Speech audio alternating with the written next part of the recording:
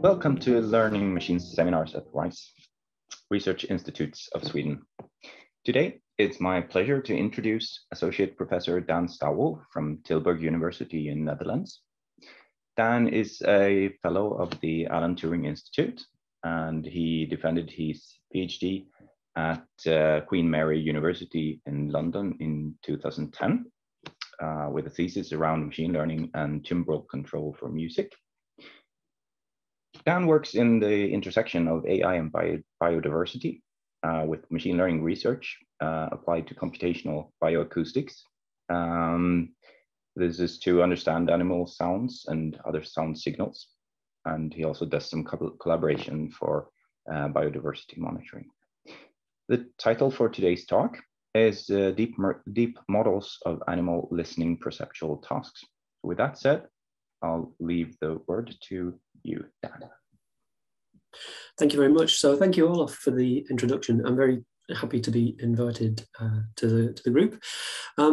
A little bit more about my background. I'm going to give some contextual introductions before I get into the main topic of the talk.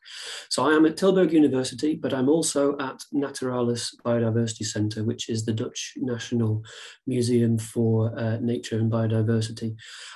So I'm split between these two positions, and it's really good context to be in because we work on biodiversity monitoring. As you probably know, biodiversity is one of the big crises of the moment. There is a substantial loss in biodiversity. It's something that we need to be able to address. We need tools to address this. To give a very concrete example, in Europe over the past 40 or so years, we have lost approximately 50% or more of the farmland bird species. And this is the populations across the whole of Europe. These kinds of things have dramatic impacts on our health, on our food production systems, and so on. And of course, biodiversity has many other benefits. So we really want to do something about this. And for people like me, and I hope for people like you, this raises an opportunity because audio is in fact a great way to monitor a lot of the species that we care about. It works in the day and the night. It can work 360 degrees, for example. So it's a relatively obscure thing to be doing, but it has a very clear application benefit, and there's interesting research content in there as well. So I really hope you will find that attractive. The type of data that we work with is sound recordings, and what you see on the screen is a spectrogram, well, 4 spectrograms. So these are a very standard representation of sound recordings. We have time on the x-axis, we have frequency on the y-axis.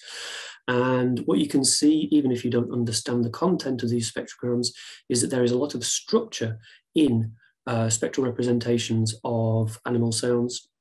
And we should be able to use that as evidence. So for example, in the bottom left spectrogram, we have many bird species singing at dawn. And if we look at that, I can tell you there are multiple species in there which we should be able to recognize and even count and monitor. So there's quite a lot of interest in this at the moment. So there are various projects deploying acoustic sensing devices in nature, in urban contexts around the world, generating a lot of data. We need to be able to analyze this. And also through smartphones. So Warbler is a smartphone app that we created for the UK, and that is used for recording bird sounds and finding out automatically what bird species it is. And it also, again, contributes data. So we're not short of data, what we're short of is analysis. Deep learning, as you might, of course, have guessed, is partly the solution here. And it's not trivial that it works for audio data, but over the past 5 years, let me say 7 years, over the past 7 years, it's been working very well for audio data for bioacoustic monitoring. And part of the story is quite familiar. So large labeled data sets. This is one of the main ingredients for deep learning success in many fields. But more specifically for audio, we can use these spectrograms, which I showed you before. We can use them raw, so to speak. We can use them without having to condense them down into summary features.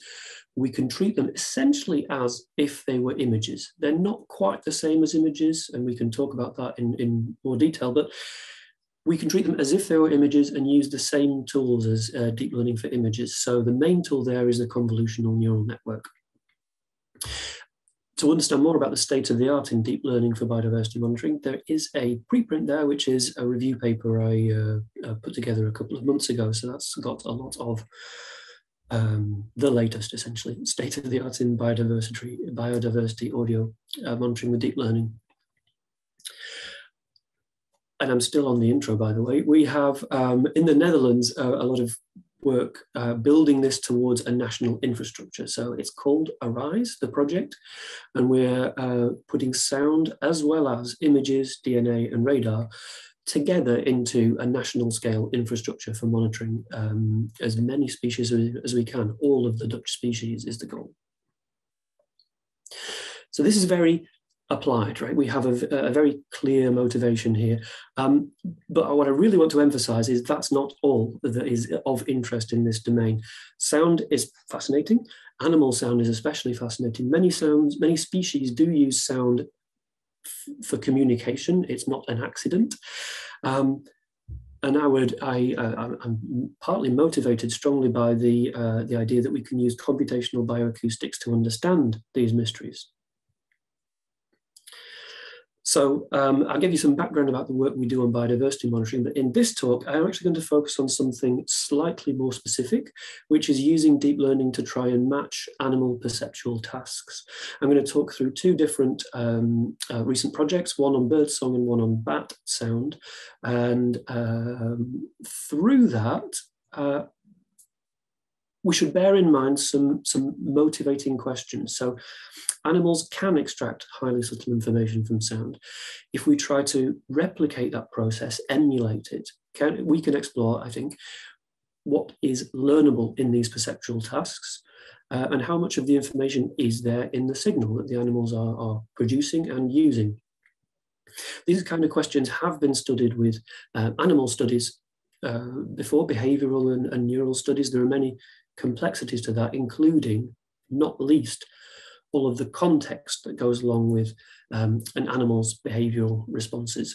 So an animal in the wild has many things impinging on it, such as vision, weather, all kinds of things. So that's quite complex to look at in detail.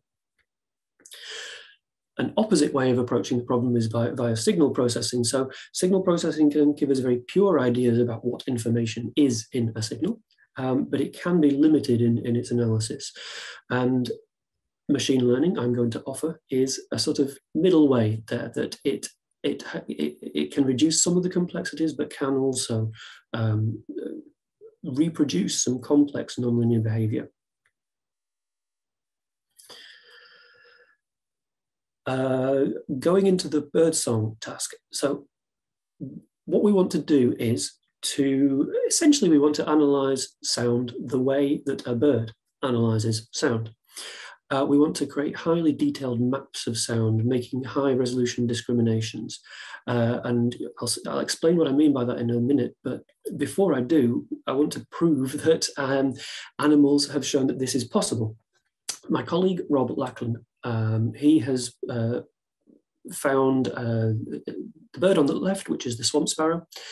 Through studying that, he's found that a lot of songbirds, when they learn their song, they actually copy from previous generations, and that this copying actually has one of the highest fidelities, the most accurate reproduction that we have documented. So it's not just genetic reproduction, it's actually learning through the generations, and yet we have reliable copying that can last more than 500 years in this species, for example. And there's another classic example, which is these penguins. Within a colony of hundreds and hundreds of penguins, parents and offspring can recognize each other through their individual attributes of sound. And I still think that's a phenomenal example, but it demonstrates that in highly adverse scenarios, there is still some extremely high resolution discrimination and, let me say, maps of sound clearly possible.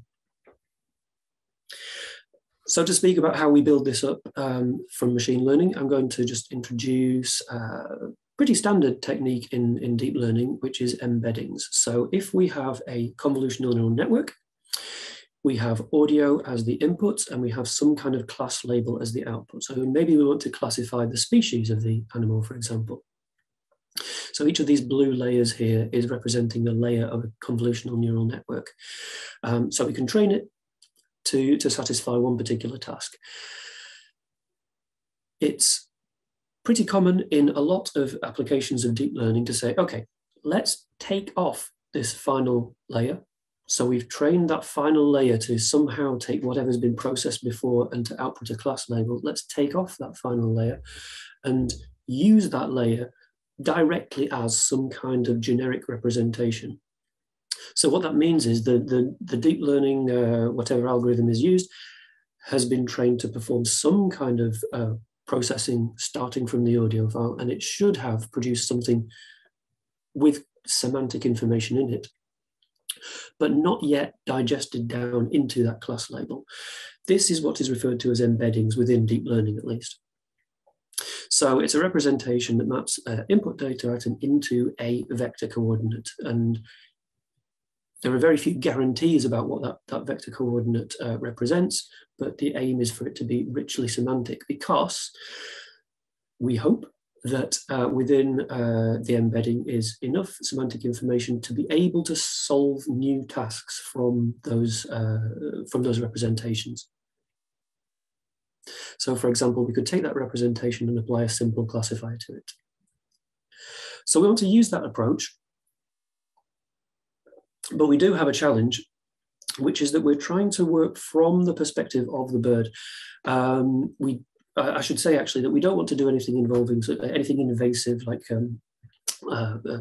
surgical analysis of birds, but we want to come from the bird's perspective without biasing our work with human classification data. So the majority of the uses of these embeddings that you will see in the literature are in fact driven by classification type labels. Even where different types of algorithm are used, it's often the classification labels at the basis of it, which have been in the end labeled by humans. So instead, we could ask the birds. What we have here is a zebrafinch, and these are very common laboratory birds for various reasons. And what we did is to design a listening test where birds, zebrafinches, could be in their normal group environment, and they can take part in this listening test where when they want a snack, a piece of food, they come into this little cage here, trigger a sound to be played, and then they can choose the correct option, A or B.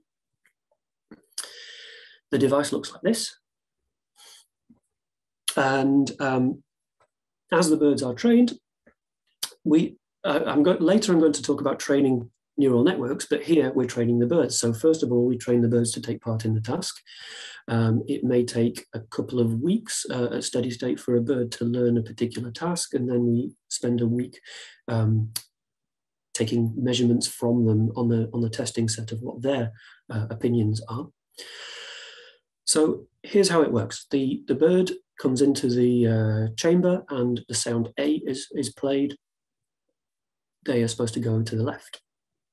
When sound B is played, they're supposed to go to the right. This is what we show them through operant conditioning. Then on the testing days, we play them sound X and we measure whether they go left or right. So before I show a video of this, I want to emphasize one thing. A and B are actually not classification categories here. What we're going to do is we're going to pick different examples A and B, and the birds are going to tell us which is closer. So it's not so much a classification task that the birds are listening to do, but learning to do, but a similarity task where the X is more similar to A or more similar to B. So we achieve that by playing different sets of sounds to different birds as the experiment progresses. So let's see it in action. Okay, so we're looking sort of down into the cage now. There are two birds there. So it's an advantage of this setup, actually, that the birds can live in their group environment, and that helps them to be not stressed. It helps them to, it's good for us as well, because it means they actually do more of the tasks, because it's not an unusual environment for them. So even though you will see two birds there, one of the birds is doing the task. They are RFID tagged, so when they come through the copper coil there, it recognizes which bird it is, triggers the experiment. So they triggered a sound, they jump onto the left, and they got the correct answer, so they get a seed.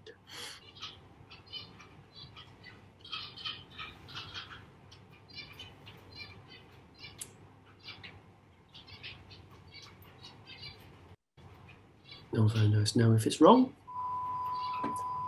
that was the stimulus. You hear a bit of white noise there, which helps to reinforce that it's not the right answer. The bird's looking around, very confused. Not sure exactly why it didn't get a seed, but that's the sort of teachable moment for the birds. So then what we're doing is we're playing lots of different sounds to the birds and changing over a period of weeks what are the A's and B's that they're comparing against. And we want to do something similar with the network. So we want to take a stimulus X, and then we want a neural network to tell us, is it more similar to A or more similar to B? So we'll do that by training an embedding, the thing I showed you before. But with sound A and sound B as sort of momentary reference points, we want X to be closer to A or B, corresponding to whether the bird selected A or B when they were in the testing phase.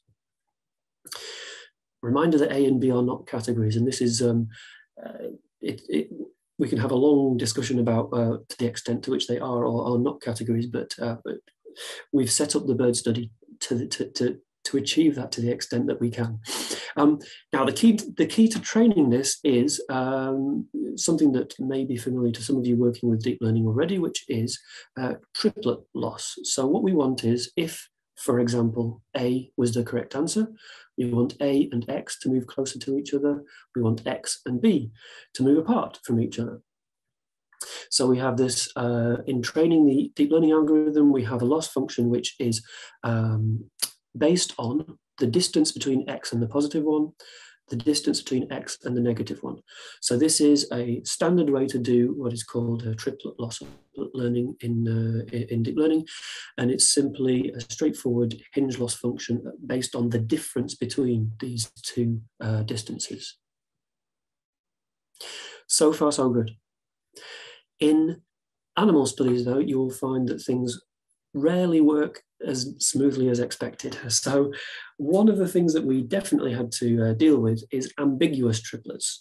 It turns out that in 1/3 of our triplets that we used, we did often expose the same triplet multiple times, and that's partly to check consistency and so on. We did find that there are inconsistent answers coming back from the birds. So the exact same triplet, inconsistent answers. That is partly down to what we might call experimental noise. So the birds doing random things, the birds being distracted, something else. But it can also be influenced by the difficulty of a particular AXB comparison. So we can assume that these ambiguous triplets are not, or at least to some extent, some portion of them are not clearly differentiable distance comparisons. So we actually want to use that information. In order to do that, we add a second component to the loss function. And what that does is to say that in the ambiguous triplets, we want approximately the distances to be similar. So the formula is there, and it's again a hinge loss, but a slightly different one. And if the difference between these two D values is large, then the loss component there is large.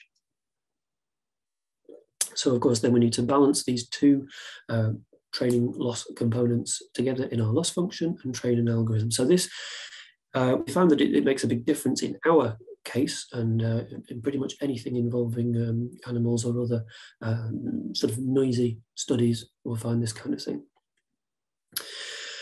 So the results, I've censored these results slightly because the paper is currently in review, but our neural network in practice does agree with the bird's choices quite a lot more than all of the other audio representations that we've tried. So we have standard ways of comparing bird song syllables that are manually engineered signal processing that is sort of in standard software that a bioacoustics practitioner would use. And our method, in fact, our method when we don't use these ambiguous triplets performs quite badly. And that's partly because throwing away 1/3 of your data is inherently not a desirable thing. But I think it's also partly because the use of the ambiguous triplets does help to structure this similarity space. That's at least my opinion. I have a question. Please. Did you mention how you produce these stimulants?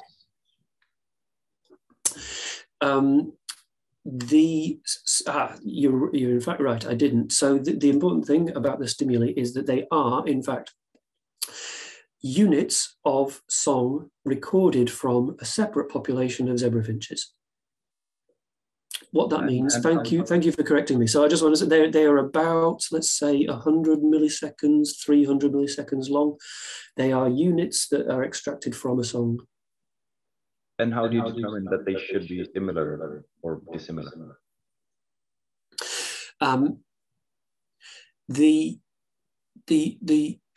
That is guided by the birds. So what we have, yes, there is a step that I didn't say there. So the actual training data, let me see. There is an important step here, right? The training is derived entirely from what the birds selected.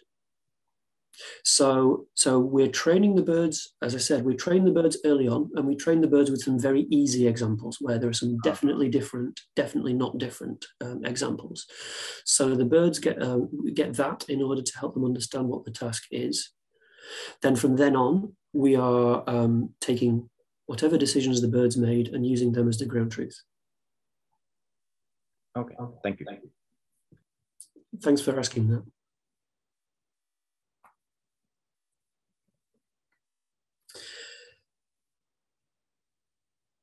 So that's how to create an embedding driven by the behaviourally elicited perceptual decisions of zebrafinches. In this other study with bat sounds, we're going to do something slightly different, which is again about the perceptual task that the animal does. Now, this is something that Ralph Simon, who was a student at University of Amsterdam at the time, came to me about. So he studies bat sounds, and he's been into the rainforest studying these in context.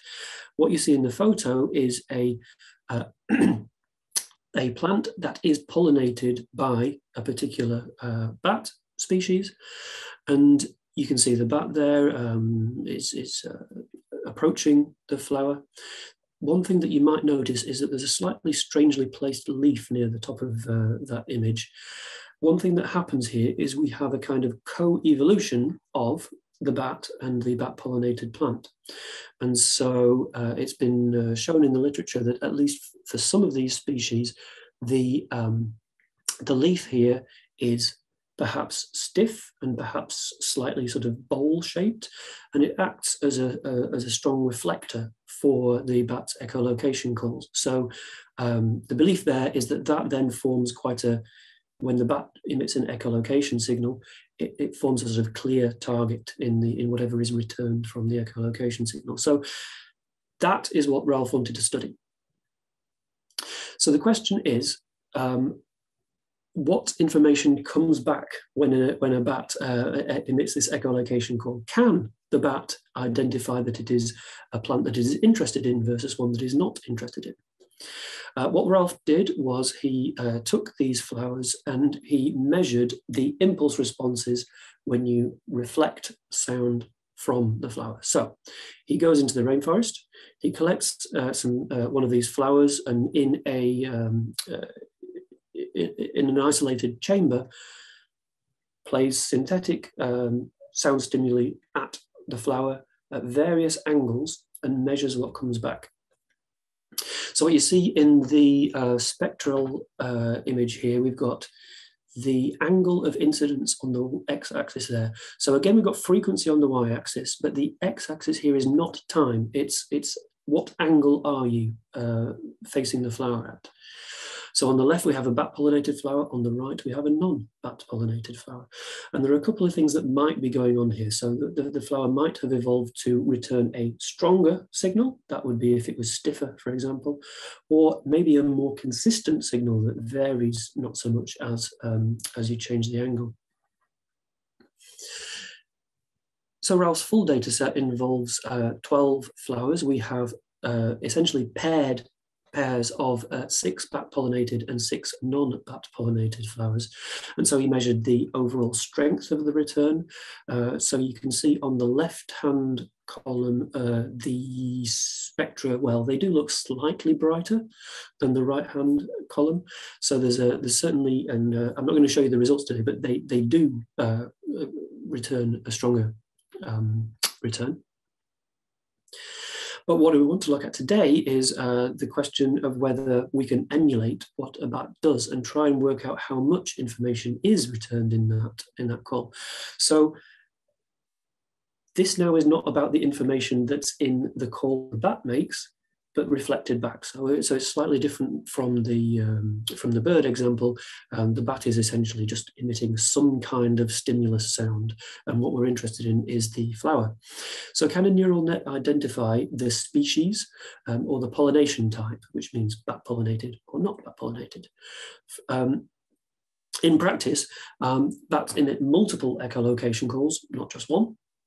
And it flies around the flower. It doesn't know a priori what the angle is against the flower, so we can't use that as prior information and choose exactly which angle to select. But we want to combine evidence from multiple echoes because we think that that is essentially the core of what the bat is doing as it approaches the flower. So research questions there: how many echoes are needed? And is it easier to recognize the species of a bat-pollinated flower versus a non-bat-pollinated flower? So to create these echoes, this is synthetic now. So we have recordings of bat echolocation calls, and we have impulse responses that have been recorded from these flowers. And if you convolve these two together, you get various examples of the sound that a bat might be hearing coming back. Now these C, D, E, they all look very similar, of course, because they're based on the same bat call, but at different angles. And so there are some small differences in these spectra. So our part of the work was to try and use those by designing a particular deep learning approach. Now, as with the first study with birdsong, we're going to process each of these stimuli separately through some convolutional layers. So in this lower diagram, we see we've got the spectrogram of the bat call return. It goes separately through some convolutional layers. So C, D, and E, they all go through the same, essentially pre-processing the first parts of the neural network. Then in order to synthesize the evidence together, we combine them. We stack these things into a tensor at this point. So the representations are now not, we're not trying to emphasize the distance between them as we did in the first study, but now we're combining the evidence from them. So we combine the embeddings into a tensor together, and then some dense layers of the neural network to finish off. And then it's a classification task. So this is now a classification task on the assumption that this is a good representation of what the task that the bat is trying to solve. So the results are that it worked, and it actually worked much more efficiently than we expected, because the number of calls that are needed, we only went up as high as 10 different inputs. A bat in the field may emit certainly 30, something like that. We didn't expect it to be quite so achievable as that. And you see that if we just have one echolocation return, the accuracy is not great, it's 80 something. With more evidence, we get more certainty, that's obvious. And the confusion matrix is here. So the first 6 species here are the bat-pollinated flowers, and the second 6 are the non-bat-pollinated flowers. So we find that sampling echoes from diverse angles is a good thing to do. So the blue line here is sampling from, essentially we're sampling from the whole 180-degree spectrum that we have available, and that leads to the highest certainty. This orange line, which is the interval split, that is what we do if we don't randomly sample, but we sample a sequence of calls at extremely similar angles. So we still get an increase in our accuracy, but it's not as high. Now, what does a bat do? A bat does not sample randomly from the space, but nor does it move extremely slowly from one angle to another. So the best thing to think is that a bat is doing something between these two strategies. So what you see, well, it's a little bit hard to see actually, but in the confusion matrix, we're trying to represent that the bat-pollinated plants are easier to identify than the others. It's actually a small effect here, so it's not incredibly strongly supported, but we see, especially during training, that the classification of the bat-pollinated species reaches a high accuracy sooner than the other ones. So putting these things together, what have we learned? So we've learnt about the relative tractability of these perceptual tasks. We've taken away some of the contextual complexities that that we might need if we were studying them directly from the behaviour of the animals themselves. A question that I have not at all addressed today yet is that we don't know if animals and convolutional neural networks are processing sounds similarly. We can answer that trivially, right? They're not, because convolutional neural networks are analogous to some parts of brain processing in some ways, but it's not that at all, and it's certainly not trained in the same way as an animal is trained. So there's certainly a lot of progress to be made from here on that topic. CNNs are black-ish boxes, but the advantage that they're highly flexible nonlinear learners allows us to address the tasks that the animals are addressing through an analogy. And then we want to explore how much does this relate to animals' perception. There are things we can do. We can look at what has the CNN learned. We can look at the convolutional filters. We can also look at the attention maps. That's something that we haven't done, but it's just a suggestion, for example. So the other thing we could do is error analysis. Do the machines make similar errors as the animals do? So just to offer, as we come to the end of the presentation, a hint of that kind of work. In the bird sound study, what we did was we took the decisions that the birds made and the decisions that various algorithms made. Now, what I showed you earlier was we were using the bird decisions as the ground truth and saying what percentage accuracy do we achieve. In this picture, we are plotting a general similarity space based on merely the decisions themselves. So this is MDS, multidimensional scaling. You can think of it similar to T-SNE if you're familiar with that.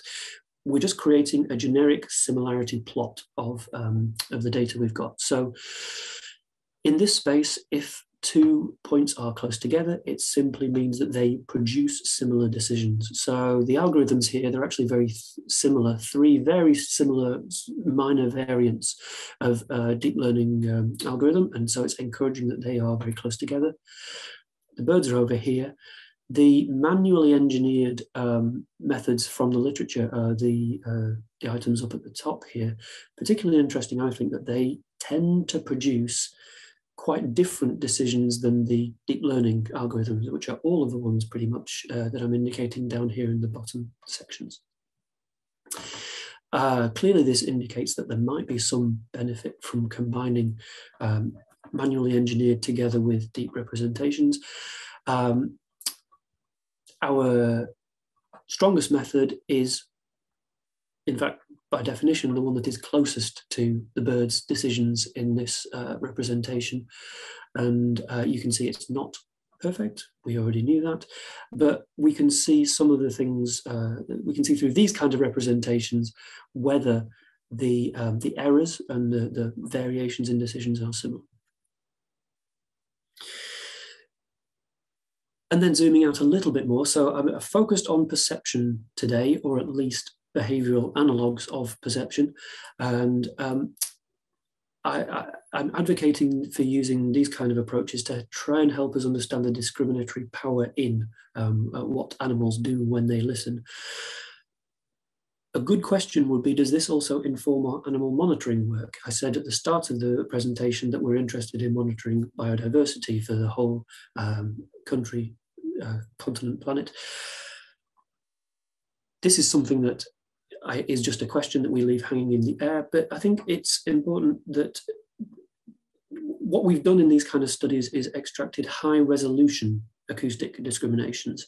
These are the kinds of things that we can't easily extract if we train a system merely to recognize species labels that we are applying, because there must presumably be much more richness in these sounds. So we have high resolution embeddings, and what we'd like to do is feed those into these more applied tasks. That's something for the future.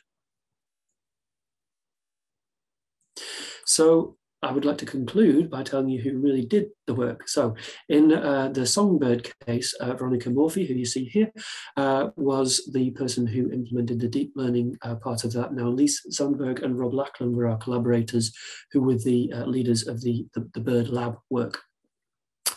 In the bat case, Ralph Simon was the person measuring flowers in the rainforest. Karol Bakanowski was the MSc student who was working with me and implementing the neural network for the bat echolocation calls. So with that, thank you very much, and I'll be happy to answer questions. I can start off. Are you looking into any unsupervised or self-supervised strategies for learning the representations for sound? That's an interesting question, and it is one that comes up. So unsupervised or self-supervised, what does this mean? Unsupervised approaches, we have no information other than the audio signal, okay? So whatever tendencies are there in the signal, that is all that we have. The acoustic characteristics are all that we have to drive learning. Self-supervised learning, there are a few different ways of doing it. So you could, some people use other metadata to help drive it. So did I record this at 10 in the morning or 10 in the evening? Some sort of auxiliary classification tasks, essentially. But one of the more common ways to do self-supervised learning is, again, to do something based on the acoustic signal itself. So can I predict the second half of the signal from the first half? Now, I will address these tasks which are based purely on the data itself and not on any other metadata. Those could be good for animal behavior and perception for biodiversity monitoring, but there is a caveat which I do want to highlight, which is that this basically comes from my previous experience applying unsupervised representations to animal sound, that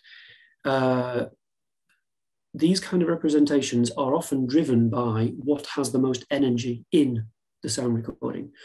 In a lot of applications of this kind of work, it is not the majority of the energy driving the actual phenomena we want to analyze. So very different from if you were analyzing speech recordings, for example. So I am dubious about that these will lead to the strongest representations in this particular domain. So perhaps that's something you should, the amount of energy is something that you could think about when you're engineering your self-supervision signal. Well, I mean, that's interesting. Any thoughts? What do you mean by that? Well, I mean, if you have a self-supervised signal, which is, for example, predicting a second part of a recording based on the first part of a recording, well, do these parts contain high energy signals? Or are they more of a background noise? the point I was trying to make is that the background noise is often the high energy signal in these contexts. Ah. So if you imagine that we're trying to, with birds in the lab, maybe that's different. But in order to create generic well, firstly, we need a lot of data. And so, but also in order to create generic applications that are useful out in the wild, we're going to be using outdoor uncontrolled recordings. So most of the energy will come from traffic, from weather, from other targets. Of course. Right. Thank you. We have a question from Scott. Yes. Okay. I was trying to turn on my video so you could see my face. I'm sorry. With it. I'll start my video with it. Okay. Yes. That's good. Yeah. Most people like one. Have you encountered? I'm trying to. Whenever I've done anything like this outdoors, or anything, especially with images or anything like that, I have a problem with lots of noise and how to filter it out and centering the data. I mean, the classic problems. Did you encounter this, or do you have a suggestion to get around it? Or did you notice saying if it's in this range, I know it's noise, or I know I can denoise it or filter it. Yeah. So one of the things that it's fairly obvious, I think, that there's a big risk of denoising the signal, that you'll throw away some of the important signal, of course. And that's quite an important problem when we're dealing with very diverse animal sounds. And it's quite hard to have a simple signal model that helps us denoise. So I always go for minimal denoising. We can do some very simple removal of whatever is the stationary background. That's fine. But other than that, I would say we avoid doing too much of it. There is a method for not denoising, but for centering, as you were suggesting, yeah. for centering the signal, which is, this comes from speech processing, but is quite useful, it seems, in biodiversity analysis. A normalization technique, and it's called PCEN, per channel energy normalization. And that just has this adaptive normalization, which does work pretty well in a bioacoustic context as well. So that can normalize away many of the slowly varying noise signals. It doesn't remove them, it just sort of centers the signal. That makes sense. I wasn't sure if you're going to apply some Fourier or a setup or something like that, but okay, that makes sense. Thank you. So we have a question from Sophia. Yeah, is it possible to turn off? I mean, the camera is blocked by the host. So it is? Yeah, and it's been throughout the whole call. That's why no one had the cameras on it. So. I can try to unblock it. Okay, let's see. Yeah, good. Yeah, hi, Dan, thanks for the talk. Congrats on the important work. I have a question about just the detail in the beginning. I'm coming more from the deep learning side. So there was a biological fact you said that was really cool about learning to imitate the bird song. And you said that you can rule out that it's genetically, or that happens genetically, but that they actually learn. I just wanted to know how that happened, or how do you come to that conclusion? So the study of vocal learning in birds and other species is a big domain. There's a lot of research on it. So what I meant to say was not that there is no genetic inheritance, but it's important it's important that genetics does not explain the fidelity of reproduction, because in many songbirds, we know that if, for example, you take a young bird and separate it from its family, and it will not develop the song that it would have done if it had been with its family. So it's, from many studies, we know that there is a strong learnt component to these things. And if that learning, that cultural transmission is blocked, then the signal is very different and very a lot more variance in how it changes.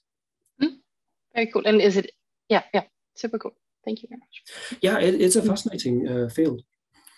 Indeed. Do I have some more questions for Dan? Do you have any experience with training neural networks for denoising, using them to separate the sources? Yes, we would. I would describe it as source separation more than denoising, and that's something that we have worked with. So we use relatively standard methods. So in everything that I'm talking about, I'm assuming that we just have monophonic audio. Of course, it's possible to do some other things if you have stereo audio or directional audio, but we do use essentially the same type of methods that are used for speech content-based separation or music content-based separation. Yeah, deep learning does work. I think one of the difficulties in this domain is, again, the target signals, they don't come from one species, they come from many species, so there isn't a very coherent model of what is the target signal. So training these systems is always going to be harder, I think, than denoising or separating human speech. Yeah, one of the things that I'll mention that's a little bit related is one strategy for denoising can be to separate out human speech and assume that that's now not the signal, but the thing we're not interested in. So, so you can use speech separation methods to do that. And one advantage of that is that it can help with privacy-related concerns. So it's there, you know, in the field because we want to do bioacoustic monitoring and also comply with privacy requirements. Is that an issue that you struggle a lot with? No, I don't think it's a big deal. It's not a make or break situation for the field. It's just something to be aware of. And there are a few different strategies. I mean, it can just be as simple as where you place your microphone can help to avoid privacy concerns. I suppose there could be different regulations in different countries. Yeah. And of course, in the EU, there is a sort of coherent privacy regulation that a lot of people have been interested in. So that sets the context for some of this. Thank you, Dan, for an exciting talk. Next week, there will be no seminar. Next seminar is in 2 weeks, and it's then March 10th. And then we'll have Megan Stanley from Microsoft Research Cambridge. She will talk about molecular property prediction using few-shot learning techniques. So welcome back in 2 weeks, and thank you for today. Yeah, thank you, everyone. Thank Bye-bye. you.